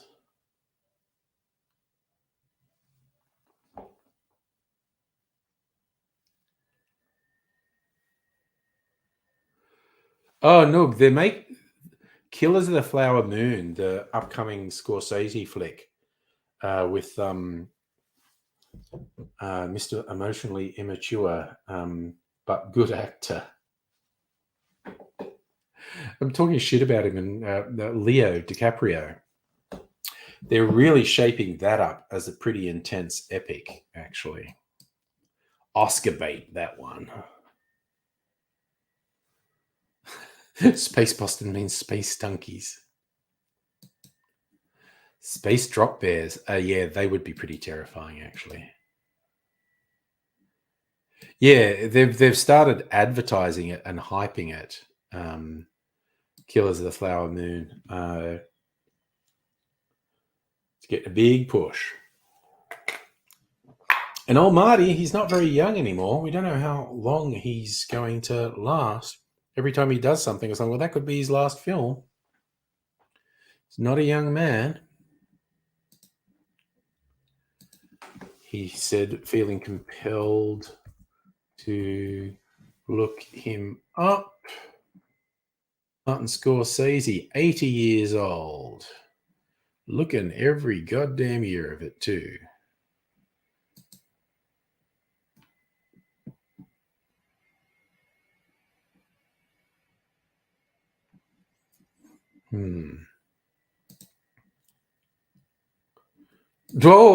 Oh, in Zero Gravity, drop bears. That should be the tagline for the Space Australia movie, actually. In Zero Gravity, drop bears are just bears. Oh yeah, it is. Yeah, he just says embarrassing shit. And again, Clint is, in terms of technical execution, good filmmaker. Doesn't make all these films good, and certainly in politics gets pretty dodgy. But yeah, I think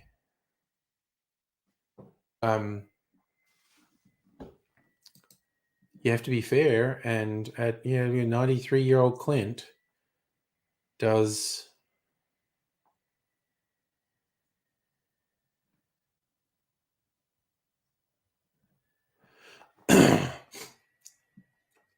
way back to the 70s. Like, I think he directed Play Misty for me, didn't he? It was his directorial debut. That was an interesting film.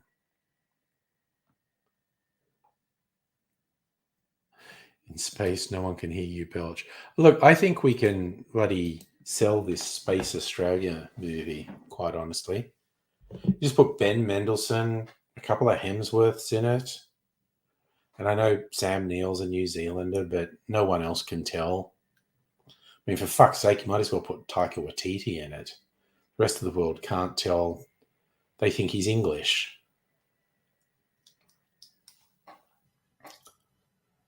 But I think Space Australia, it's got something going for it. I think we could make it happen, quite honestly. It is by far sorry, it's a long way from the worst idea I've heard for a film. Yes, Sam has cancer. That's true. And he's had an innings. He's had an amazing life.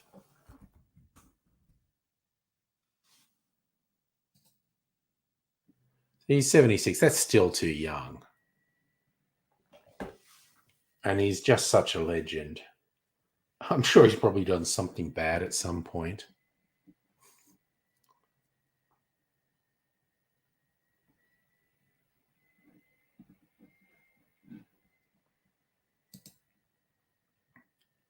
Oh, yes, of course. Kate Blanchett has to be in. And there's some great Australian. I got the cast of Talk to Me should be in it. They should be the kids of all these adults. Oh no, Noog, you're worried about Space Rhodesia. Certainly some very bad tales to be told in Space Rhodesia.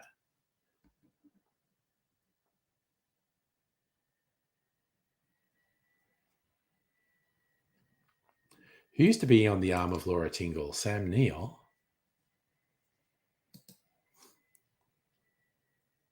Okay, there you go. You're more up on the goss than me, Greenie. That's all I can say. That's not one I was aware of. ABC journey, Laura Tingle.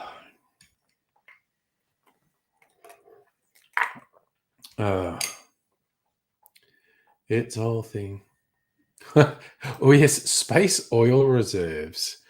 What's space fuel? Ooh, Space Australia emblem, a mullet, and a pair of thongs. Well, there's when it was like under Abbott or something. There was some stupid proposal. Elrond and Agent Smith. Yes, he is also a fucking legend. Hugo Weaving. He should definitely be in it.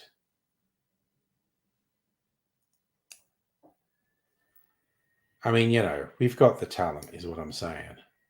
Multi-generational talent. He must be getting on. Now just looking at all these people to find out how old they are. He's got to be getting on. He's the number one Hugo. There we go. He's only 63.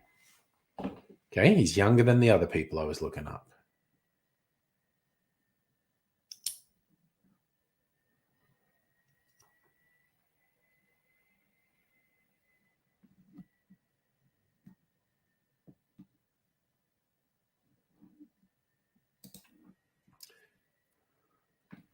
And Hugo Weaving does a great crazy face too. So there's got to be in the Space Australia movie. It's got to be. Oh, what is that? A space? I think it was under Abbott. There was this ridiculous talk about setting up a space program in Australia to, like be the equivalent of NASA. And there are some fun jokesters who created a thing, and they've got all this merch for Australian Research and Space Exploration. ARS is the acronym. I like them. Oh, yeah, we've got all the characters in there. Space Poiter. Yes, of course, we have to have Eric Bana in it. He's fucking awesome too. So Space Poiter, Spaceman Dundee, wrestles aliens, which is very culturally insensitive because he just sees like a scaly thing and thinks it's a crocodile and wants to wrestle it. And it's, a sapient being. So Not that Paul Hogan was shy about doing anything tasteless. So, God, speaking of old, he must be getting on too.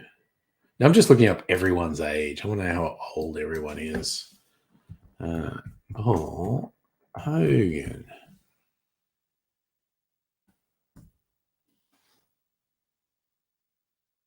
'84. There you go.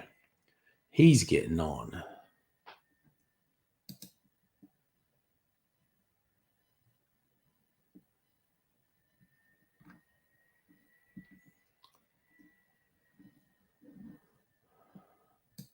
And he's apparently got some severe illness. Yes, wrestling a Gorn. Oh, yeah, Space Razorback. Oh, okay. Well, the movie's just gotten different, Dr. Abigail. Space Croc's a sentient sapient and he fucks them. Yeah.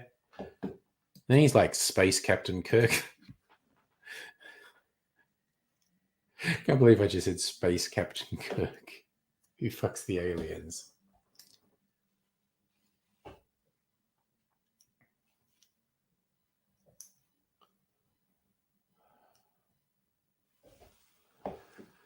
Oh, dear.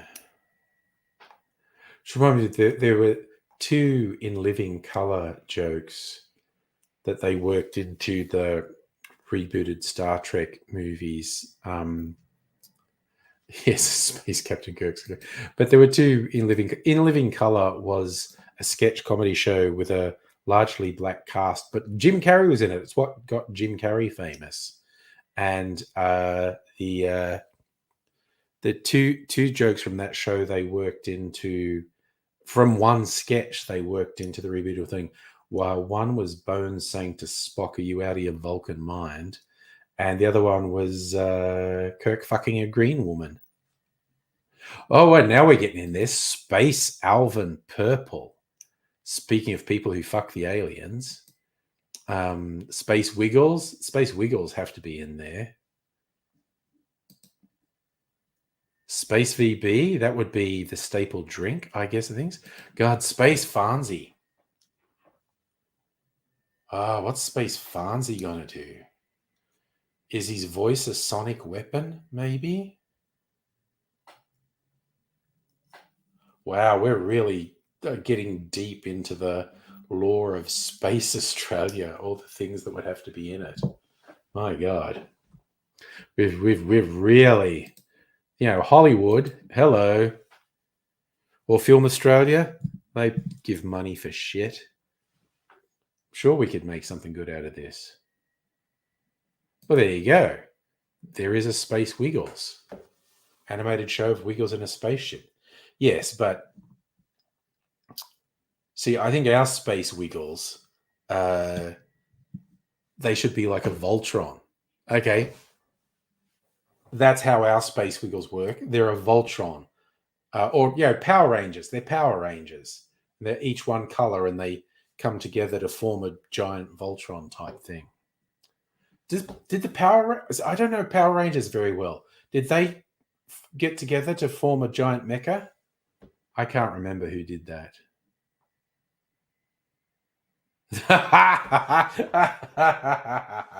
She said, "You're the space, try and understand it. Making noise and no one hears you." Whoa. Space Platypi. Space Perry the Platypus, yeah. Went to Planet Rock. Brian Cadd did some voices at Planet Rock. Oh my God. Okay, so the Power Rangers did form a giant mecha. Yeah, okay, good. So that's what I think Space Wiggles are. Space Wiggles are like Power Rangers and they form a giant mecha.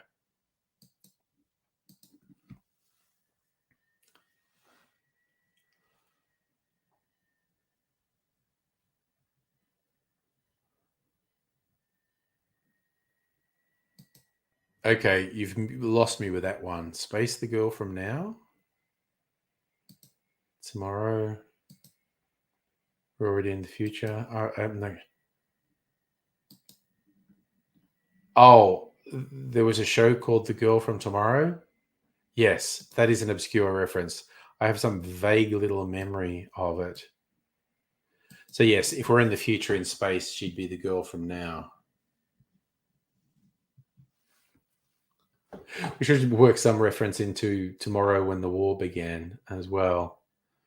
Tomorrow When the Star Wars Began.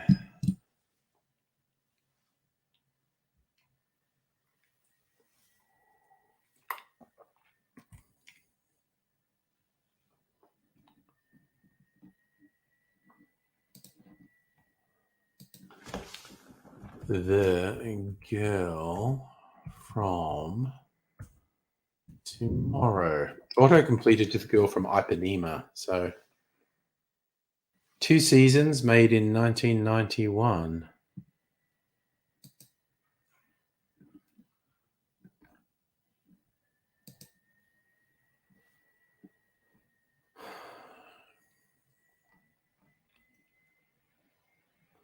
Oh, it looks class, he said sarcastically,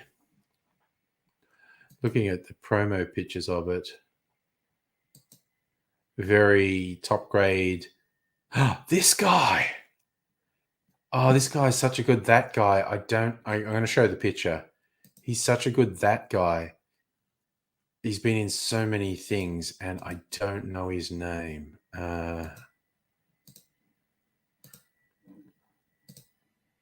Oops. What was I doing there?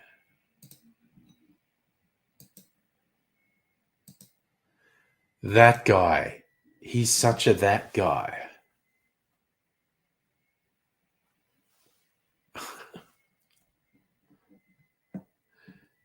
He's a fantastic that guy. Yeah, Space Mad Max. I think they actually have tried to knock off Mad Max with space things multiple times. Oh, there's a post in the picture in the Discord, Strictly Sega. Let me have a look. I have not been looking at the Discord. Discord doing little Halloweeny things with their mascot, which is cute. Oh my god. Okay. Okay.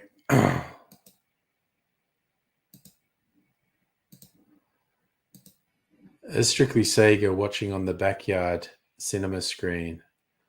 That's pretty friggin' funny, quite honestly. Oh my god. That's a whole thing.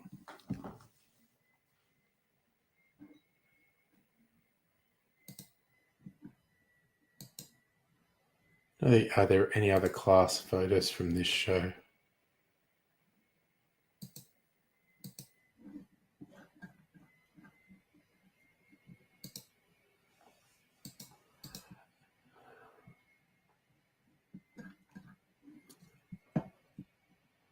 That was John Howe. Okay, this guy. Okay, sorry. This is just one more that guy from the girl from Tomorrow. And I thought, that looks like the actor John Howard. Oh God, I did that again. And I looked up the cast, and it is John Howard. He's done so much stuff over the years. I personally loved, I think, was it on Frontline or something else, when John Howard, the piece of shit scumbag fuck Australian Prime Minister, refused to do an apology to the stolen generations. Oh no, it was the show about the Olympics being in Australia, where the Working Dog people made it. I actually forget what that was called, but it was really good. But it's like the rest of they were worried that it was gonna, people might even boycott the Olympics if John Howard didn't do an apology to the stolen generation. And John Howard, being a vile, greasy, racist piece of shit, wouldn't. They got the actor John Howard to do an apology to the stolen generation, and it was really good. But yeah, I just looked at that and thought, that looks like John Howard, and it is him. There you go. Kid show called Spellbinder. Again, that sounds really vaguely familiar. But I don't know. Okay. Spellbinder. Yes, television series.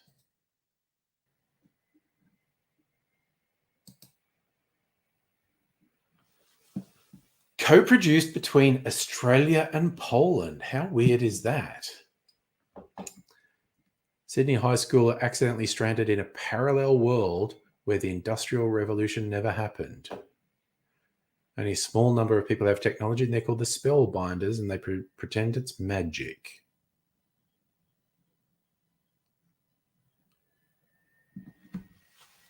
"26 episodes. Film Australia and Telewizja Polska."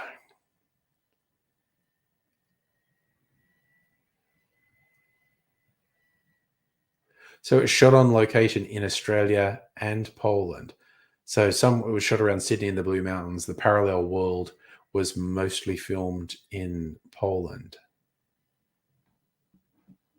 What? That's just such a weird thing to see. That was an Australian Polish co-production.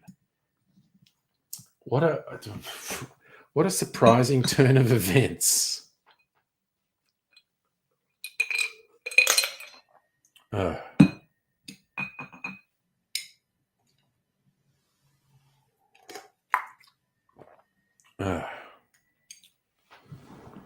Ooh, I'm gonna put something flavor-ish in there.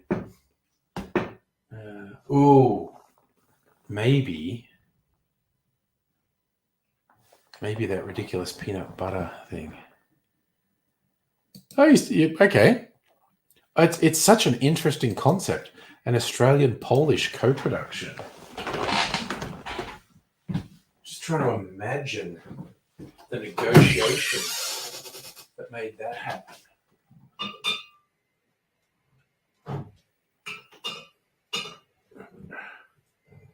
What's this?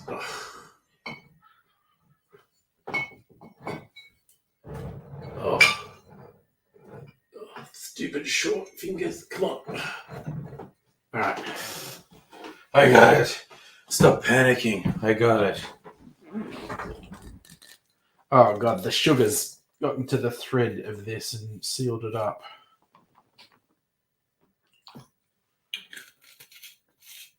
I'll put that into flavor. The orange peel for Mrs. Angry.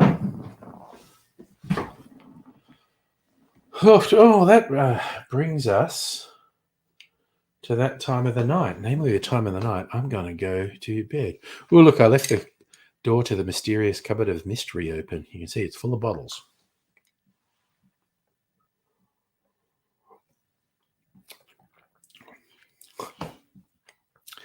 This sheepdog stuff is ridiculous.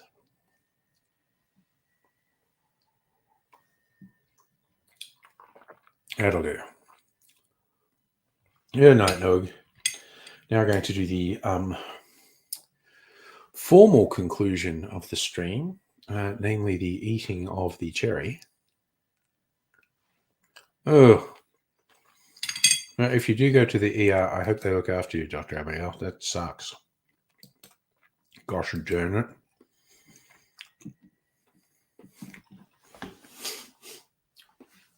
All right, Heine.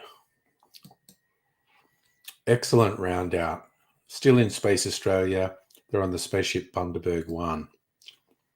That's now canon for Space Australia. Glad that we provided some distraction, Dr. Abigail, and hoping that you get to, as you say, you've got the appointment finally. Things start to improve. But I'm going to go to bed. Sleepy Burbos. See you fine people another time. Probably all braced for a party night tomorrow night. Have a much less draining day at work tomorrow than I had today. I think I started to get a headache from caffeine withdrawal because I wasn't drinking any, because I was in a strange environment. But c'est la vie.